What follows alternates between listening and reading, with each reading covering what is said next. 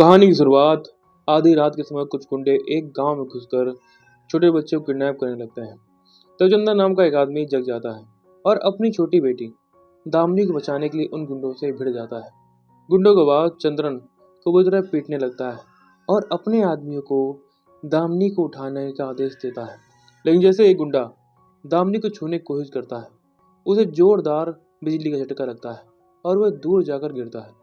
अब जो भी दामिनी को छूता है उसके साथ यही होता है। गांव वाले वो पहुंच जाते हैं और मौका देखकर सारे गुंडे भाग जाते हैं। चंद्रन समझ चुका था अब यहाँ रहना सुरक्षित नहीं है, इसलिए वो अपनी बेटी को लेकर गांव छोड़ देता है। दरअसल दामिनी की माँ इस दुनिया में नहीं है और चंद्रन ही उसकी पूरी जिम्मेदारी संभाल रहा है। सुबह दोनों एक नए गांव पहुंचते हैं। वहाँ चंद्रन एक बीमार बच्ची का इलाज करता है और गांव वालों को चलता है कि वो आयुर्वेदिक डॉक्टर है। गांव सरपंच उससे इतना प्रभावित होता है कि चंद्रन को अपना छोटा सा क्लिनिक खोलने के लिए जगह देता है। इस चंद्रन और दामिनी इसी गांव में रहने लगते हैं। समय बीतता है और दामिनी बड़े होने लगती है, लेकिन उसकी अजीब समस्या की वजह से कोई उसके करीब नहीं आता। तो दामिनी बहुत ज़्यादा इमोशनल होती, तो उस शरीर से इतनी इलेक्ट्रिसिटी पैदा हो जाती कि उस छूने वाले इंसान को जोरदार झटका लग सकता है। इसी वजह से गांव के बच्चे उससे दूर रहते हैं। स्कूल में मल्ली नाम की एक बच्ची थी।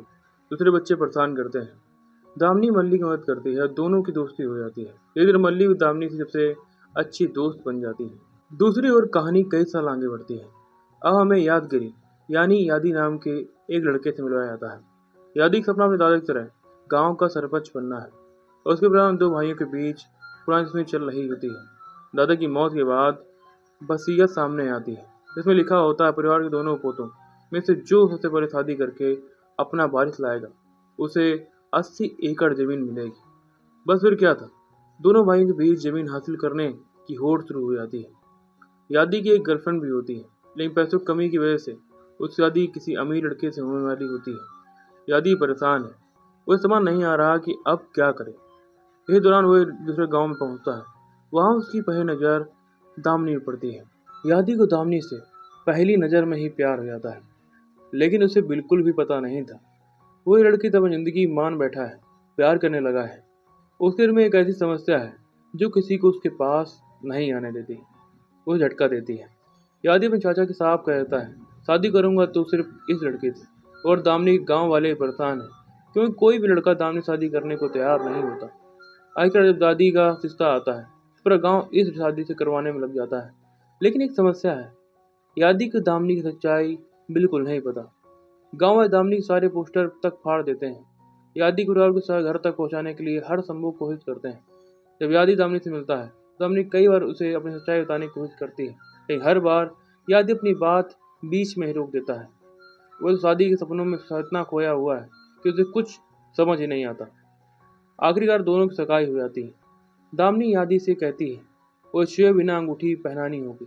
यादी को ये बात अजीब लगती है, लेकिन उसके चाचा इसे प्यार और शर्म का मामला बताकर वो समझा देता है। और फिर शादी का दिन आता है और यहीं से यादी की जिंदगी पूरी तरह चेंज होने वाली है। शादी के दौरान दामिनी और यादी गांव वाले बेहद डरे हुए होते हैं, कहीं यादी के बिजली झटका न लग जाए। लेकिन शादी किसी तरह पूरी हो जाती है। यादी को अब भी दामिनी की असली परेशानी के बारे में कुछ नहीं पता होता। उसी रात जब दोनों कमरे में अकेले होते हैं, याद दामिनी के करीब आने की कोशिश करता है। दामिनी उसे रोकती है और कहती है कि अभी नहीं, लेकिन जैसे ही यादी उसे छूता है उसे जोरदार बिजली का झटका लगता है। वह दूर जाकर गिरता है। अब जाकर उसे समझ आता है कि आखिर दामिनी बार बार उसे छूने क्यों रोक रही थी। अगले दिन यादी अपने चाचा सारी बात बताता है। तब उसे चाचा को समझाता है दामिनी के पिता ने शादी से पहले कई बार सच्चाई बताने की कोशिश की थी, लेकिन यादी ने उसकी एक बात नहीं सुनी। यादी अब दामिनी से डरने लगता है। हालांकि धीरे धीरे इसे एहसास होता है दामिनी से कुछ छिपाया जरूर था, लेकिन उसकी मजबूरी भी थी। एक दिन यादी दामिनी को खाना खिलाता है। इस बार उसे कोई झटका नहीं लगता। यादी खुश हो जाता है और मजाक में सोचता है शायद दामिनी की बिजली ही चली गई। धीरे धीरे दोनों के बीच प्यार फिर से बढ़ने लगता है। इस दौरान यादी के गांव में एक बड़ा विवाद खड़ा हो जाता है। उसके भाई सप्तगिरी ने जमीन के लालच में एक गर्भवती महिला को पत्नी बनाकर घर ले आया था, लेकिन बाद में पता चलता है वो महिला उसकी पत्नी नहीं बल्कि पैसे से आई एक महिला है। यादी अपने भाई को बचाने के लिए सामने आता है। इस झगड़े के दौरान यह दामिनी यादी को बचाने के लिए एक आदमी को छूती है। उसे बिजली का झटका लगता है। अब पूरे गांव में यह दामिनी की सच्चाई पता चल जाती है। यह थोड़ा झटका दामिनी को तब लगता है जब उसे पता चलता है यादी ने उससे शादी सिर्फ 80 एकड़ जमीन हासिल करने के लिए की थी। दोनों के बीच भयंकर झगड़ा होता है। यादी गुस्से में कह देता है अगर उसे पहले दामिनी की परेशानी के बारे में पता होता तो शादी करता ही नहीं। यह बात दामिनी के दिल पर लग जाती है और वो वापस अपने पिता घर चली जाती है। अब दोनों एक दूसरे से अलग हो जाते हैं, लेकिन अंदर से दोनों एक दूसरे को बहुत याद करते हैं। कुछ समय बाद यादी अपने ससुर के साथ बैठकर अपनी परेशानी बताता है। वह मानता है गुस्से में उसने दामिनी से बहुत गलत बातें कह दी हैं। अब वह उसके बिना नहीं रह पा रहा है। तो चंद्रा उसे दामिनी के जन्म का पूरा सच बताता है। जब दामिनी की माँ उसे जन्म देने वाली थी तो रास्ते में अचानक एक पेड़ पर बिजली गिर गई। उस हादसे में जैसे दामिनी के शरीर में असमान मात्रा में इलेक्ट्रिसिटी पैदा होने लगी है। डॉक्टर ने बताया जब दामिनी डरती है बहुत ज़्यादा इमोशनल होती है तभी उसके शरीर से बिजली का असर ज़्यादा बढ़ जाता है। दामिनी की माँ उसे बिना किसी डर से छूती थी, लेकिन माँ की मौत के बाद दामिनी के अंदर डर और अकेलापन बढ़ता गया। उसकी परेशानी भी गंभीर होती है। चंद्रन यही ये बताता है बचपन में दामिनी ने अपने गांव में कई बच्चों को किडनैपर से बचाया था। उसी घटना के बाद वो बेटी को लेकर इस गांव में आया है। ये बात सुनकर यादी को अपनी गलती का एहसास होता है। अब वो किसी भी कीमत पर दामिनी को वापस लाने का फैसला करता है। यादी अपने परिवार के साथ दामिनी के पास पहुंचता है और उससे माफी मांगता है, लेकिन दामिनी अभी भी दुखी होती है। वो सोचती है शायद यादी उसे कभी स्वीकार नहीं करेगी। इस दौरान दामिनी सबसे बड़ी अच्छी दोस्त मल्ली बच्चों को जन्म देती है, लेकिन बच्चा पैदा होते ही कोई प्रतिक्रिया नहीं देता। दामिनी वहां पहुंचती है और प्यार से बच्चे को छूती है। तभी अचानक वह बच्चा सांस लेने लगता है। ये देखकर मल्ली और उसकी माँ हैरान रह जाते हैं। जिस दामिनी को कल तक गांव वाले मुसीबत समझते थे, आज वह उसके लिए किसी चमत्कार से कम नहीं थी। अब यादी दामिनी के पास जाकर दिल से उसे माफी मांगता है। वो कहता है दामिनी एक चांद की तरह है जिसे हर कोई दूर से देख सकता है। उसकी रोशनी में रास्ता पा सकता है, लेकिन उसे छू नहीं सकता। और जब ये चांद बादलों में छिप जाता है तभी उसकी असली कीमत समझ आती है।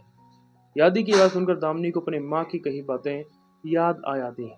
वो समझ आता है यादी अब उससे शरीर से नहीं बल्कि उसे दिल से प्यार करता है। दामिनी भावुक होकर यादी को गले लगा लेती है, लेकिन इस बार सबसे बड़ा चमत्कार होता है। यादी को बिल्कुल भी झटका नहीं लगता। दरअसल दामिनी अब यादी के अंदर वही प्यार महसूस कर रही थी जो उसे अपनी माँ से मिलता था, इसलिए उसकी इलेक्ट्रिसिटी भी यादी को नुकसान नहीं पहुंचा रही थी। इसके बाद दामिनी अपने ससुराल वालों को भी छूती है और धीरे परिवार सभी लोग उसके करीब आने लगते हैं। तो बीता और करीब 1 साल बाद दामिनी एक बच्चे को जन्म देती है। सब कुछ बिल्कुल समान लग रहा होता है, लेकिन तभी फिल्म के अंत एक बड़ा ट्विस्ट सामने आता है। दामिनी के बच्चे के अंदर भी वही बिजली की ताकत दिखाई देती है, यानी जो रहस्यमय शक्ति दामिनी के शरीर में थी वह अब अगली पीढ़ी में पहुंच चुकी है। इस संकेत के साथ फिल्म खत्म हो जाती है और मेकर दूसरे पार्ट कहानी का दरवाजा खोल देते हैं। तो दोस्तों, इस तरह एक ऐसी लड़की की कहानी खत्म होती है। इसे पूरी जिंदगी लोग दूसरों के अलग समझते रहे, लेकिन आखिर में वही लड़की अपने प्यार और परिवार के लिए सबसे खास साबित होती है। अगर आपको हमारी मूवी एक्सप्लेन पसंद आई हो तो वीडियो को लाइक करें और चैनल को सब्सक्राइब करना मत भूलें। बेल आइकन जरूर दबा दें। आपसे मिलते हैं अगले वीडियो में, तब तक के लिए टेक केयर, बाय बाय।